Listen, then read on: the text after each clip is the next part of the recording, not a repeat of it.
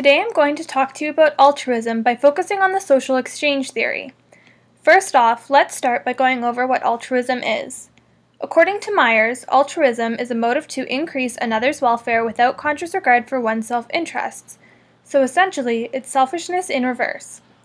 An altruistic person is one who is concerned and helpful even if there are no benefits that are offered or expected in return.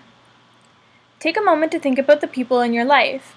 Is there anyone you can think of who seems to always be concerned for the well-being of others and always willing to help those around them, even if they aren't being offered anything in return or they aren't expecting that person to give them anything? They would be an example of someone who is altruistic. Now let's talk about the motivations behind why people do or don't help, and we'll do this by looking at the social exchange theory. The social exchange theory says that human interactions are transactions that aim to maximize one's rewards and minimize one's costs.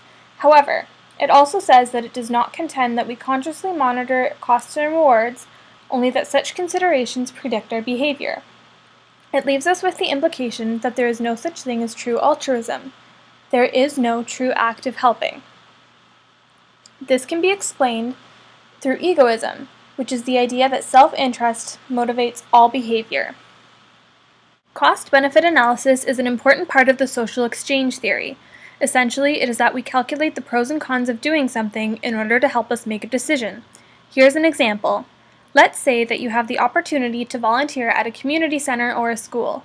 There are pros, which are benefits, and cons, which are costs. Let's start by looking at the pros. Volunteering at a center can lead to a reference letter in the future for something like getting a job or getting into teachers college or a graduate program. For high school students, they can get their mandatory volunteer hours in order to graduate high school. In addition, by volunteering, you're networking and you're making connections with people, and this in turn can benefit you by furthering your career at a later point in time. Cons to volunteering would be that you could be spending your time in other ways. This could include working, where you're actually getting paid, or by doing schoolwork or spending time with friends and family. In this case, though, the benefits outweigh the costs, so it would be in your best interest to volunteer. When talking about the social exchange theory, we need to look at rewards. Rewards can be either external or internal. External rewards are rewards that we get in return for giving something, for example, gaining someone's approval or friendship by doing something for them, such as helping them with an assignment. By helping them with the assignment, they may be appreciative and want to be friends with you. We also like to help people that we want to impress in some way. These are usually people we look highly upon and that we're looking for their approval. Oftentimes, this could be something like a favorite teacher or a prof. Internal rewards have to do with our sense of self-worth. Our sense of self-worth is increased when we help people. Doing good makes you feel good about yourself, and you gain feelings of self-satisfaction. Think back to when we talked about an altruistic person. These internal rewards are the ones that go along with someone who helps another but is not expecting anything in return. There are a couple factors that greatly impact internal rewards.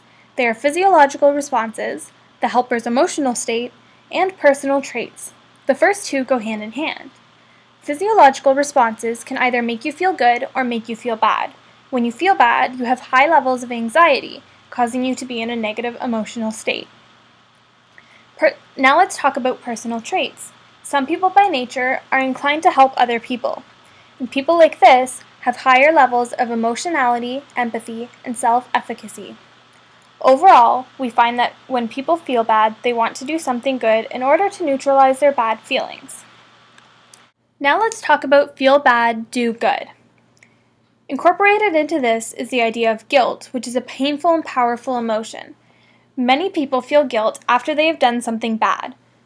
According to the social exchange theory, humans feel the need to do something good after having done something bad to lessen or rid themselves of guilt. This is exemplified even more when others know about the bad deed that the person has done. They want to redeem themselves in the eyes of the other person. Similarly to this is feel good, do good. So, for this, Myers says that happy people are helpful people, and this is because helping tends to keep a good mood going, and good moods cause positive thoughts, which leads to positive behavior. As said by Myers, those who do good tend to do well.